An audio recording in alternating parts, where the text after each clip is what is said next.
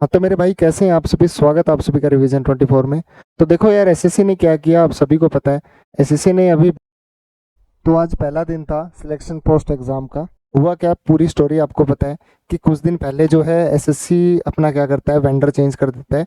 जो एग्जाम पहले टीसीएस करवा रहा था, कितने सालों से करवा रहा था, सभी स्टूडेंट्स को जो उस चीज़ की आदत थी, सभी टीचर्स उस चीज़ के हैबिचुअल थे, सब कुछ बिल्कुल सही चल रहा था, लेकिन सिर्फ अपने ईगो की वजह से ऐसा क्या कि एसएससी की सुन नहीं रहा टीसीएस, और टीसीएस अपनी मोनोपोली क्रिएट कर रहा है।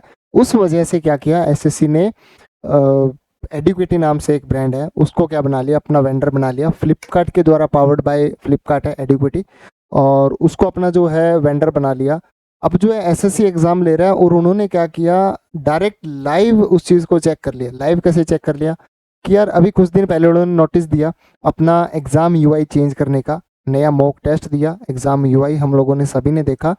अभी तक आप लोग टेस्ट भी लगा रहे थे, लेकिन आपको क्या था, सिर्फ एक एग्ज़ाम लगाने से कुछ नहीं होता, आपका हाथ जो है वो बिल्कुल उस तरीके से चल रहा है। उस पर बाद में आएंगे, लेकिन अभी एसएससी ने क्या किया देखो। आज 24 जुलाई है। आज जो है फर्स्ट टाइम उस वेंडर के थ्रू कोई एग्ज़ाम हो रहा था, पूरे इंडिया में एग्ज़ाम हुआ, लेकिन एसएससी ने आज ही के दिन ऐसे ऐसे कांड किए ना, आप सोच नहीं सकते। एक दो सेंटर्स तो ऐसे हैं जिनके आगे के एग्ज़ाम, काफ़ी एग्ज़ाम आगे के रद्द कर दिए। तो इस तरीके की पूरी बात जो है इस वीडियो के अंदर करेंगे। देखो सबसे बड़ी बात, एसएससी जब कोई वेंडर चेंज कर रहा था, कोई भी एग्जामिनेशन कंपनी जो है, कोई भी एसएससी हो, यूपीएससी हो, आरपीएससी हो, कोई भी हो, कोई भी स्टेट पब्लिक सर्विस कमीशन हो, तो वो जब अपना वेंडर चेंज करता है तो बिल्कुल ऐसे चुटकियों में चेंज करना कोई वो लॉजिक नहीं रहता है ना। उसको चेंज करने के लिए आपको एक पूरा स्टेप बाय स्टेप प्रोसेस के थ्रू चलना पड़ता है। बिल्कुल आप उस चीज़ को सिस्टम की तरह चलो, लेकिन इस अल्टीमेटली आपने जो भी किया, आप अपना ईगो को जो है उसको सेटिस्फाई करने के लिए आप क्या कर रहे हो, बच्चों का नुकसान कर रहे हो। अब उन्होंने क्या किया, देखो आगे आपको पूरी स्टोरी बताता हूँ। एसएससी ने कांड तो कर दिया। अब एसएससी कर क्या रहा है देखो, बेसिकली अगर आप देखो तो उसने क्या किया, अपने एग्जाम सेंटर्स, पहली बात जब एडमिट कार्ड आए तो एग्जाम सेंटर्स को क्या कर दिया, 300 किलोमीटर दूर फेंक दिया। ठीक है, बच्चों का एग्जाम मिनिमम 300 किलोमीटर दूर या इससे भी ज़्यादा जा रहा है। मैं ऐसे बच्चों को जानता हूँ, ऐसे बच्चों के मेरे पास मैसेजेस आए हैं, ऐसे बच्चों से मेरे कांटेक्ट हुए हैं जिनका एग्जाम सेंटर लगभग आप देखो तो 500 किलोमीटर दूर है। अब कोई बच्चा अगर एग्जाम देना चाहता है, वो नौकरी की तैयारी कर रहा है, और वो 500 किलोमीटर दूर, आपको पता है एसएससी को ये चीज़ सोचनी चाहिए कि 500 किलोमीटर जाने के लिए वो बच्चा कम से कम 1,000 रुपये सिंगल साइड के पे करेगा। वो जाने के लिए ट्रैवलिंग कॉस्ट उसका 1,000 रुपये सिंगल साइड का है। जब वो जाएगा आएगा, एक दिन वहाँ रुकेगा, अपना सेंटर चेक करेगा, उसका खाने पीने का खर्चा, यार आपका एग्जाम उस बच्चे के लगभग 5,000 में पड़ रहा है। वो बच्चा कैसे एग्जाम देगा, एक बात बताओ। दूसरा, एग्जाम सेंटर आपने दिया, मान लिया कि आपने 500 किलोमीटर दूर एग्जाम सेंटर दिया। एक चीज़ एग्जाम्पल लेकर चलते हैं कि आप अगर एग्जाम सेंटर जयपुर देते हो, आप एग्जाम सेंटर जयपुर देते हो तो जयपुर सिटी के अंदर के सेंटर दो ना। आप वहां से 40 किलोमीटर या 50 किलोमीटर दूर आप एग्जाम सेंटर दे रहे हो, उस चीज का कोई लॉजिक नहीं है। एग्जाम सेंटर पे 50 किलोमीटर दूर बच्चा जाएगा कैसे। वो 500 किलोमीटर ट्रैवल हो सकता है, क्योंकि हर एक सिटी से डायरेक्ट बड़ी सिटी के लिए बस मिल जाती है, आपको ट्रेन मिल जाती है, लेकिन ये 50 किलोमीटर दूर बच्चा कैसे ट्रैवल करेगा। आप अपनी सिटी के अंदर 50 किलोमीटर दूर, कोई बाहर का बंदा जिसके पास व्हीकल नहीं है, 50 किलोमीटर के लिए कोई ऑटो नहीं चलता, कोई बाइक सर्विस नहीं होती, कोई ओला उबर कोई सर्विस नहीं चलती, वो 50 किलोमीटर ट्रैवल कैसे करेगा। प्रॉब्लम तो ये आ गई। अब मैं सुबह, आज मेरे पास एक ऐसे बच्चे की कॉल आई है जो मेरे को ये बोल रहा है कि उसका एग्जाम सेंटर जो है जयपुर से लगभग 44 किलोमीटर दूर है। अगर वो उस सेंटर पे जाना चाहता है तो उसको क्या करना पड़ता है, वहाँ से यूपी रोडवेज की बस पकड़नी पड़ती है, आगरा रोड पर जाना पड़ता है, और वहाँ से जाकर उसका सेंटर है। वो सेंटर इतना ज़्यादा दूर है, और उसके बीच में जो एरिया है ना, अगर आप सोचो कि आप वहाँ पे क्या करो, पब्लिक ट्रांसपोर्ट के अलावा और कोई ऑप्शंस चूज़ करो, तो वो जो एरिया है ना बीच का, वो इतना ज़्यादा बेकार एरिया है। मैं खुद जा चुका हूँ उस सेंटर के ऊपर, वो इतना बेकार एरिया है। और आप ऐसे सेंटर्स को चूज़ करते हो, वो भी उन कैंडिडेट्स के लिए जो वहाँ से लगभग 600 किलोमीटर दूर है। आप उन कैंडिडेट्स के लिए इन सेंटर्स को चूज़ करना कोई लॉजिक नहीं है। पहली बात, आप बोलते हो कि आपने 3 सेंटर चूज़ करवाए, आपने नोटिस में लिखा कि आप 3 सेंटर चूज करो, उन 3 सेंटर के अलावा भी आप सेंटर चेंज कर सकते हो, आप प्लस या माइनस कर सकते हो। तो इस चीज़ का क्या लॉजिक है? अगर या तो आप ये चूज ही मत करो, आप अपनी मर्जी से डिस्टेंस के ऊपर सेंटर दे दो, बात खत्म हो जाए। अगर आप चूज करवाते हो तो फिर चूज करवाने के बाद फिर आप ऐसा क्यों कर रहे हो कि आप कोई और सेंटर दे रहे हो? बच्चा अपनी अपनी सहूलियत के हिसाब से सेंटर चूज करता है, फिर भी आप उसको कुछ और सेंटर दे देते हो, शहर से दूर कर दिया।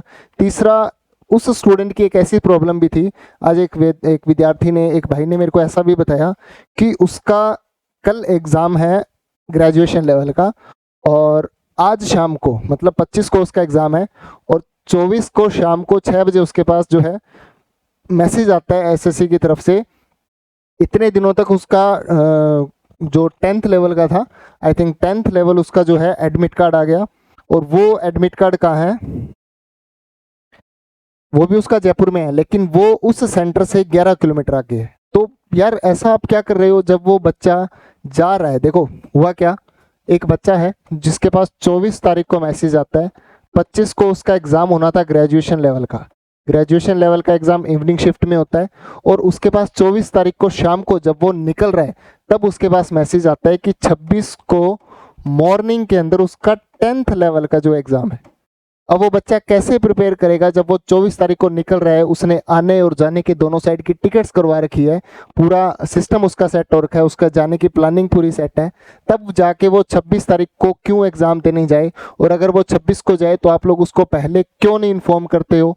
वो बच्चा बोल रहा है कि वो रेगुलर चेक कर रहा था, उसका 12th का एडमिट कार्ड तो अभी तक भी नहीं आया, उसने तीनों लेवल के जो है फॉर्म अप्लाई किए थे, लेकिन 12th का एडमिट कार्ड नहीं आया, ग्रेजुएशन का स्टार्टिंग में आ गया, और जो 10th का लेवल का है वो आज आया है, मतलब 24 तारीख को जो उसका एडमिट कार्ड आया है। ऐसा एसएससी कर रही है यार, बिल्कुल। एक बच्चा एग्जाम की तैयारी क्यों करता है? उसको पैसों की ज़रूरत है, उसको अपना भविष्य सुधारना है, अपने परिवार की कंडीशंस को सुधारना है, वो बच्चा इसके लिए तैयारी करता है। और एसएससी क्या कर रही है? बच्चों के इमोशंस के साथ खेल रही है, उनके साथ खिलवाड़ कर रही है। दूसरा देखो, एक और समस्या आ रही है कि एग्ज़ाम सेंटर का स्टाफ इतना ज़्यादा बेकार है, वहाँ पर पहली बात तो स्टाफ है ही नहीं, दूसरा अगर वहाँ पर स्टाफ है तो वहाँ लेट एंट्री करवा रहा है। अगर लेट एंट्री को भी हम लोग चलो कैसे भी करके नेगलेक्ट कर लेते हैं, तो एग्ज़ाम हॉल के अंदर मोबाइल लेकर जा रहे हैं और उनके मोबाइल्स पर कॉल आ रही है। एक बच्चा 1 घंटे एग्ज़ाम दे रहा है, तो आप लोग उसको एक शांति से यार एग्ज़ाम देने दो, आप मोबाइल फ़ोन लेने ही क्यों जा रहे हो? फिर अगर बच्चा अगर वो टीचर लेकर जा रहा है तो बच्चों को भी ले जाने दो यार, करो सारे, खेलो अंदर, कोई पबजी खेलेगा, कोई कुछ करेगा, एंजॉय करो। दूसरा, अगर स्टाफ की कमी है तो आप ऐसा वेंडर चूज ही क्यों करते हो? आपको पहले से पता होना चाहिए कि इतने सारे कैंडिडेट्स आएगा, ऐसा सीन होगा, तो आपको पहले से पूरा सीन सेट करना चाहिए था। कंप्यूटर सिस्टम आपके ख़राब है, वो बार बार हैंग हो रहे हैं, सर्वर इशू आ रहा है, किसी का माउस नहीं चल रहा, कहीं पर सीट कंजस्टेड है। यार ऐसी समस्याएं आ रही है ना, आप सोच नहीं सकते। मैंने एक बच्चे का मैसेज आया मेरे पास, मैंने स्क्रीनशॉट भी लगाया, मैं आपको दिखाता हूँ। देखो सीट्स जो है काफ़ी ज़्यादा कंजस्टेड है, ये बच्चे का मैसेज है। देखो मैसेज पढ़ो पूरा ध्यान से, क्या लिख रहा है बच्चा, कि उसका सेंटर था आरके डिजिटल, जो है आरके डिजिटल नाम से कोई सेंटर है, शक्ति नगर में था। उसका 12th लेवल का एग्जाम बहुत ही घटिया, मतलब हद से ज़्यादा इजी था वो एग्ज़ाम। वो बच्चे की लैंग्वेज देखो क्या बोल रहा है कि वो उसको एग्ज़ाम मान ही नहीं रहा है, वो उसको इतना घटिया लेवल का बोल रहा है कि इतना ज़्यादा जो है बेकार सिस्टम था। दूसरा, एंट्री की कोई व्यवस्था नहीं थी, कुछ भी स्टाफ बहुत बहुत कम था। 1 बजे तक एंट्री जो है बंद होनी थी, 12th लेवल का एग्ज़ाम था, 1 बजे एंट्री उसकी बंद होनी थी, लेकिन 1:15 तो उन्होंने एंट्री स्टार्ट की, 2:30 उन्होंने एग्ज़ाम स्टार्ट करवाया। सारे सर्वर बिजी इशू के साथ लाइव कैमरा भी आधा एग्ज़ाम हो गया उसके बाद ऑन हुआ था। तो ऐसी समस्याएं आ रही थी। लाइव कैमरा के बारे में मैंने पहले भी आपको बताया था। उसके बाद इन सारी चीज़ों की रिस्पॉन्सिबिलिटी कौन लेगा? अब देखो बच्चा क्या बोल रहा है, इस बच्चे की बात का जवाब है एसएससी के पास या किसी और के पास? इस बात का जवाब है, दो तरीके हैं, या तो इस बात का एसएससी जवाब दे या फिर एडिक्विटी जवाब दे,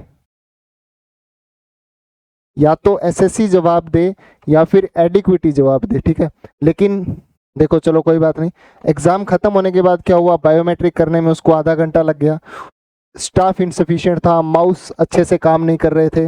ग्रेजुएशन लेवल का एग्जाम भी सेम जगह आज ही था, लेकिन सेम ही चीज़ें उसके साथ हुई, स्टाफ बिल्कुल कोऑपरेटिव नहीं है। मेरा माउस काम करने की वजह से 15 मिनट वेस्ट हो गए। देखो एक बच्चे के लिए ये 15 मिनट उसकी लाइफ का सबसे क्रूशियल मोमेंट है।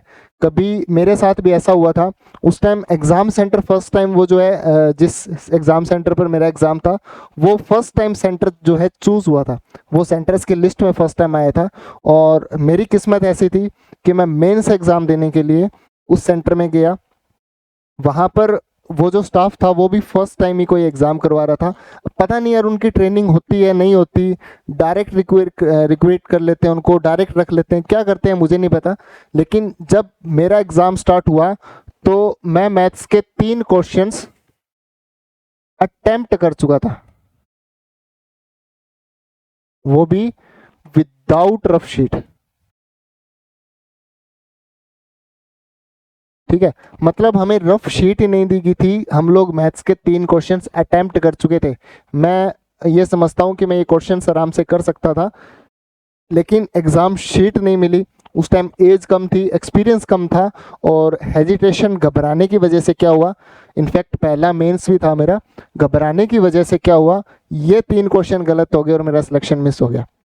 अब मैं इसमें किसकी गलती मानूं? मेरे को पता है कि मैं वो क्वेश्चंस गलत कर ही नहीं सकता।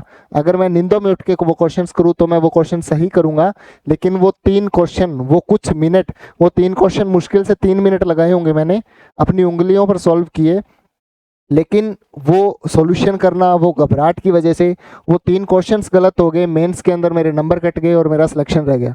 देखो ऐसा ही हुआ। ये 15 मिनट अगर किसी बच्चे के वेस्ट हो जाते हैं तो उस बच्चे के ऊपर क्या बीत रही होगी सोचो। रीजनिंग का थ्योरेटिकल क्वेश्चन था, एसोसिएशन का और रीजन वाले क्वेश्चन थे, वो कोई भी क्वेश्चन कहीं जा रहा है, मतलब ऐसा कुछ हो रहा है कि मैथ्स के क्वेश्चन रीजनिंग में, रीजनिंग के क्वेश्चन मैथ्स में। एक्चुअली अगर आप देखो तो जो एग्जाम जैसे हो रहा था, जैसे रेलवे में होता है ना कि एक क्वेश्चन रीजनिंग का आ गया, फिर मैथ्स का आ गया, फिर पता ही नहीं चलता, तो ऐसा कुछ सीन है। लेकिन ऊपर लिखा हो रहा है कि अगर रीजनिंग है पहले 25 क्वेश्चन की, तो 25 क्वेश्चन रीजनिंग के। ठीक है, तो देखो भाई ऐसा कुछ एसएससी कर रही है।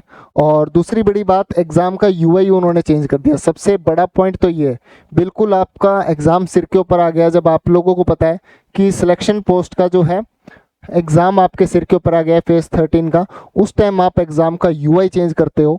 देखो एग्जाम का यूआई कैसा था, पहले ये हमारे पास स्क्रीन होती थी, यहाँ पर हमारे पास क्या होते थे, इंफॉर्मेशन होती थी नंबर ऑफ क्वेश्चन की, यहाँ पर हम लोग सेव करते थे, यहाँ पर हम लोग मार्क रिव्यू और क्लियर का ऑप्शन होता था। इस तरीके से हमारा जो एग्जाम होता था। अब उन्होंने इस चीज को बिल्कुल चेंज करके क्या कर दिया, अब उन्होंने इसका क्या कर दिया, देखो ये हमारी स्क्रीन है, स्क्रीन के ऊपर यहाँ पर हमारी इंफॉर्मेशन है, यहाँ पर फोटो है, यहाँ पर सेव बटन है, मार्क रिव्यू का बटन है, इस तरीके से बटन है, यहाँ हमारा क्वेश्चन है। अरे यार आपको यूआई चेंज करने की क्या जरूरत थी, आप सेम यूआई बनवा लेते। अगर एडिक्विटी एक टेक कंपनी है, वो यूआई डिजाइन किया ना उन्होंने, तो आप लोग सेम बना लेते। अब सेव बटन कौन से टेस्ट के अंदर आप लोगों ने देखा होगा कि यहाँ पर सेव बटन होता है? ये क्या लॉजिक है? जब आपकी ये पूरी स्क्रीन अगर मैं मानता हूँ तो यहाँ पर आप सेव करने के लिए जाओ, यहाँ पर आप क्वेश्चन है आपके पास और यहाँ पर आप सेव करो, ये क्या लॉजिक है? देखो लेकिन फिर भी आपकी इस समस्या का देखते हुए मैंने बच्चों की जो है जितने बच्चों से बात की, मैं और भी एक दो बच्चों की जो है आपको बातें बताता हूँ। काफ़ी बच्चों ने मेरे को मैसेज किया है। एक बोल रहा है कि यार सबसे बुरा रजिस्ट्रेशन प्रोसेस था, कोई भी लाइन नहीं थी रजिस्ट्रेशन के लिए, प्रॉपर कोई एग्जीक्यूशन नहीं था, registration camera thumb print device जो है वो कुछ भी चल ही नहीं रहा था। ठीक है, उसके अलावा अगर आप देखो तो सेशन एक्सपायर हो रहे थे बार बार, ऐसा भी इशू आ रहा था बच्चों को। उसके अलावा अगर यही तरीका रहा तो सीजीएल एग्ज़ाम भी फेल होगा। मैं ये स्क्रीनशॉट लगा दूंगा जो मैं पढ़ रहा हूँ, बिल्कुल इस तरीके की जो है बच्चों को समस्याएं आई है। उसके अलावा एक और भी बच्चे का मैसेज है, वो भी आपको दिखाता हूँ। एक बोल रहा है कि उसका Vaishnavi institute of technology and science MP के अंदर है, भोपाल के अंदर, वहाँ पे उसका जो है उसके फ्रेंड का जो है वेन्यू था। उसके जो इन्विजिलेटर थे ना, जितने भी वहाँ पर जो स्टाफ मेंबर्स थे, उनके पास क्या था, वो अपना खुद का जो है मोबाइल फ़ोन साथ में लेकर गए थे। ये बात मैंने आपको पहले भी बताई कि वो जो है मोबाइल फ़ोन साथ में लेके गए थे। उनके पास वो बिल्कुल फ्रेशर्स है, उनके फ्रेंड्स, उनके फैमिली मेम्बर्स उनको कॉल करते हैं और वो कॉल अटेंड करके क्या बोलते हैं कि ऑफिस में हूँ, बाद में करता हूँ। भाई मैं क्लास लगा रहा हूँ, मेरे पास कॉल आती है, मैं बोलूँगा मैं ऑफिस में हूँ, मैं बाद में करूँगा। ये कोई तरीका थोड़ी ना होता है। आप लोग बिल्कुल सही तरीके से आप एग्ज़ाम करवा रहे हो। अरे पढ़े लिखे तो हो, आप एग्ज़ाम सेंटर के अंदर मोबाइल क्यों लेके जा रहे हो? एसएससी जब हमें जो है मना कर सकता है कि आप मोबाइल नहीं लेके आओगे, तो वो आपके जो स्टाफ मेंबर्स है वो मोबाइल क्यों लेकर आ रहे हैं? आप उनको क्यों अलाउ कर रहे हो? स्कूल के अंदर टीचर्स को अलाउ नहीं होता आज के टाइम में तो, और वो लोग मोबाइल्स लेकर जा रहे हैं। बिल्कुल ना, और बिल्कुल सभी स्टूडेंट्स जो है वो परेशान हो गए थे इस चीज़ को लेकर। और भी एक दो स्टूडेंट्स की प्रॉब्लम्स है। देखो, एक बच्चे का पवन गंगा के अंदर आया था, बेचारा पूरे दिन से परेशान था, और उसके बाद क्या हुआ, वो उस सेंटर को जो है बंद कर दिया। पवन गंगा दिल्ली के अंदर सेंटर है, उस सेंटर को जो है क्या कर दिया, वहाँ की उस शिफ्ट को जो है टेक्निकल रीजन की वजह से बंद कर दिया। और उसके बाद एक नोटिस आता है कि पवन गंगा के 24 और 26 तारीख तक के, जो 24 से लेकर 26 तक के जो एग्जाम है, मैं नोटिस लगा रहा हूँ साइड में, आप लोग देख लेना। 24 से लेकर 26 तक के जो एग्जाम है वो जो है पवन गंगा के कैंसिल कर दिए। एक बच्चा मैसेज करता है कि भाई ये क्या सुन रहा हूँ, पवन गंगा के सेकंड शिफ्ट में भी बायोमेट्रिक नहीं हो पा रहे हैं। 1:30 PM पर पेपर स्टार्ट हुआ, मतलब 1:30 पर पेपर स्टार्ट हुआ, 1 बजे तक कोई बायोमेट्रिक नहीं हुआ था। 1 बजे तक यार उनका बायोमेट्रिक सिस्टम नहीं चल रहा था, और 1:30 बजे पेपर स्टार्ट होना है। आज का दिन हो गया खराब, पढ़ लिया आज, तो टेंशन बहुत हो रही है अब एग्ज़ाम की। अब यार बच्चों का ये हाल है। देखो, एक बच्चा बिल्कुल अपने पेरेंट्स से पैसे निकाल कर कैसे भी करके वो बच्चा बाहर जाता है, एग्ज़ाम देने जाता है। उसके बाद अगर उसकी सुनवाई नहीं होती है, उसका पूरा जो है, अगर आप देखो सिस्टम नहीं चलता है, बच्चा तैयारी करके जाता है, आप वहाँ पे फैसिलिटी नहीं देते हो बिल्कुल, उस सेंटर के ऊपर आपका सेंटर सही नहीं है, तो यार उस कंडीशन में बच्चा क्या करेगा? तो देखो, बिल्कुल ऐसा ही है। अभी तो ना तो एसएससी के पास इस बात का कोई जवाब है, और ना ही उसका जो वेंडर है एडिक्विटी, मैंने आपको पहले भी बताया, उसके पास भी कोई जवाब नहीं है। लेकिन आपकी एक समस्या का समाधान मेरे पास जरूर है। ये जो अभी क्या किया है, एग्जाम का यूआई चेंज हुआ है ना, इस यूआई का एक सोल्यूशन मैंने निकाला है। मैं क्या करूँगा, आपको एक लिंक दूंगा, वहाँ पे अभी तक आप लोग कोई भी प्लेटफॉर्म पर क्या करते हो, आप लोग टेस्ट परचेज करते हो, वही आपको यहाँ करना है। आप टेस्ट परचेज करोगे, आप टेस्ट अटेम्प्ट करो, आपके जो ये यूआई की समस्या थी ना, इस समस्या का बिल्कुल समाधान कर दिया। जो यूआई है ना, वो सबसे बड़ी बात है। आप जैसे प्रैक्टिस करोगे वैसे आप एग्जाम में जाके करोगे, और सीजीएल आपके पास एक बहुत ही बड़ा ऑप्शन है। तो सीजीएल की तैयारी के लिए ये सेम यूआई के ऊपर काम करना बहुत ज़्यादा ज़रूरी है। तो मैं डिस्क्रिप्शन में लिंक दे रहा हूँ, आप लोग इस चीज़ को ज़रूर चेक करना। और आई होप आप सभी को ये वीडियो अच्छी लगी होगी। Thank you, keep watching.